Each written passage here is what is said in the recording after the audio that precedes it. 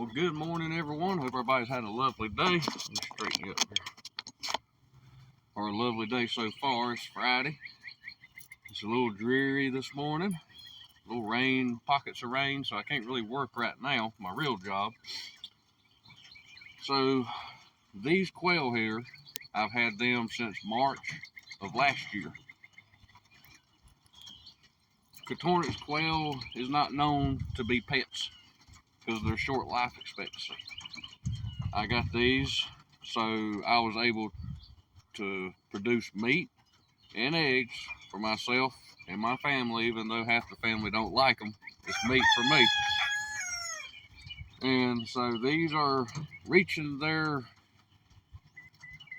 sort of the end of their life expectancy.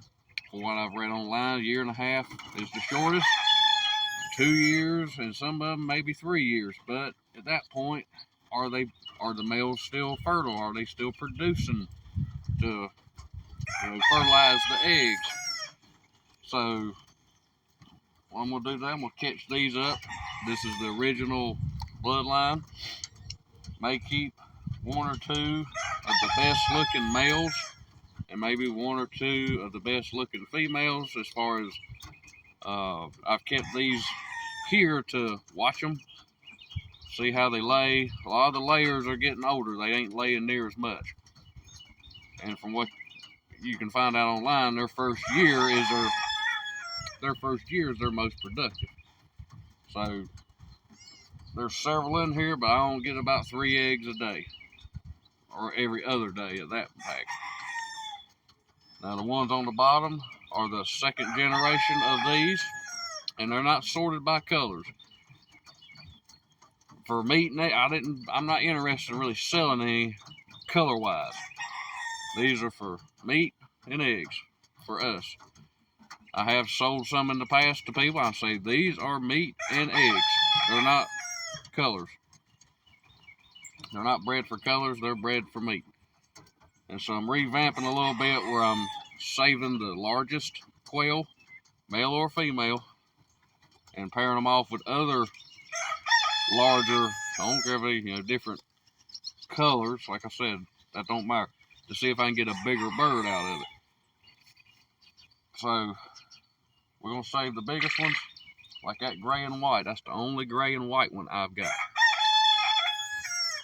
I do have one in there that looks sort of like a Texas A&M, where it's mostly white with a black dot or brown dot on his head. He's a male. He will be saved.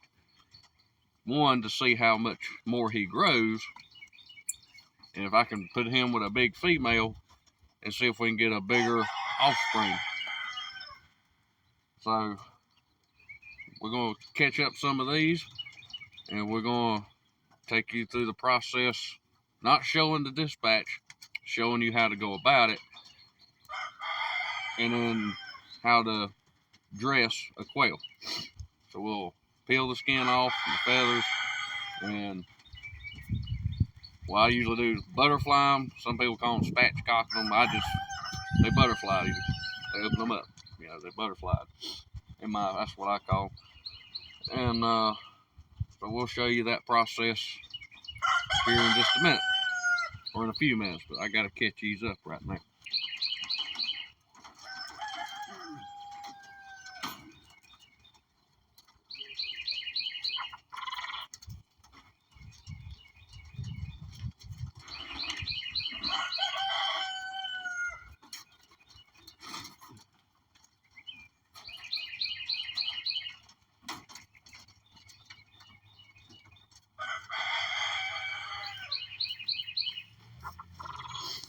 Now, like this one right here, this is what I call Rosetta. That may not be the technical term for it, but that's a pretty hefty quail. And we're going to flip it around here. We'll see if it's a male or female. You can't sex these by the feather. So you got your little vent there.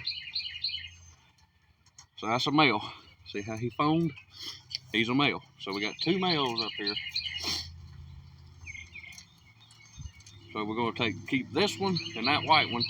We've got some females over there that are big enough that need to come out here, and we'll go get those after we butcher these others and put them out here. So that's a big, hefty quail. That's what I want for meat and eggs. So you get saved today, you and your buddy. But we'll bring you some new hens here for long.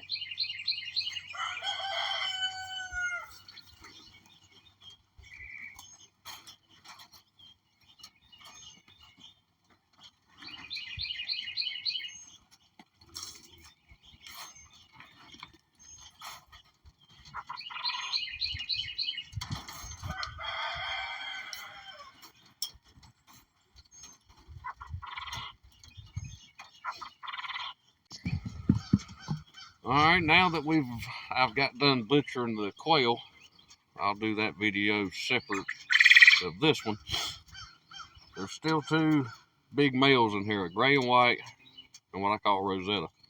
So I got some younger ones that were in the breeding pens and my hatching time set up, and I was looking through them. A lot of the bigger ones I thought were hens are actually roosters, so I'll be butchering some more because I've got like 20 on the top one that they need to come out of there to run that room, but they're too small to come out here. And there's some more that's about a week and a half younger than them that'll be coming off here the next few weeks, and they'll have to go somewhere, probably down here in the bottom. But right now we've got the top ones.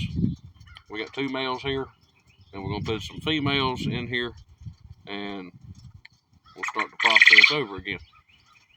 And out of those I butchered, there was 3 hens, which is the only 3 I was getting eggs out of, and the rest of them were males.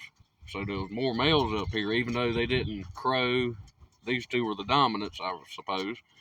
You didn't hear a peep out of them, so that's why I figured I only had 2.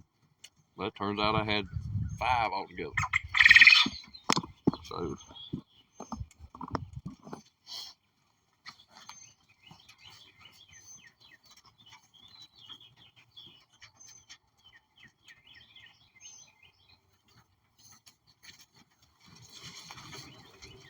these here are from April 3rd hatch. That's one of the first hatches. We got a nice little gray tuxedo here. Like I said, these are just mixed for meat and all. So they're not 100% fully developed, but they're big enough to go in here. And these birds are used to crumbles. So we'll slowly put it back. We'll put it back crumble, and then we'll slowly go back over to the pellet.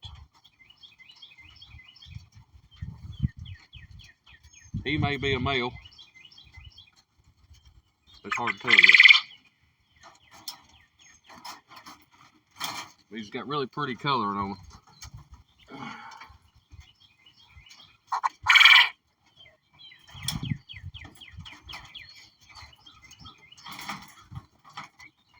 I got this really pretty white one. This is one from the original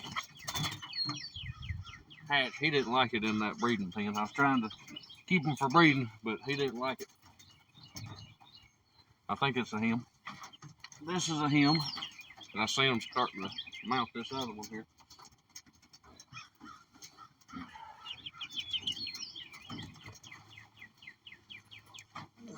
And this is what I call the Rosettas. Is these right here. That may not be the technical term for them, but that's what I call them. They're really pretty. They seem to grow the bigger birds. They seem to have more meat on them than the rest.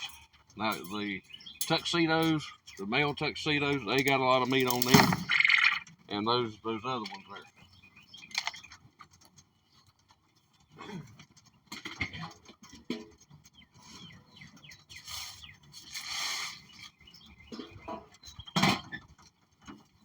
Put a little bit of pellet in here for right now until I go get the crumble.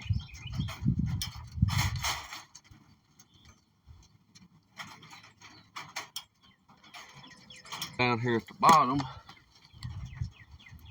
I'll bring you down here and flip you around and all. Down here at the bottom, we got several. Some tuxedos and some others. Like that tuxedo, those tuxedos get big. Granted, I think that's just the males, but they get big. So I'm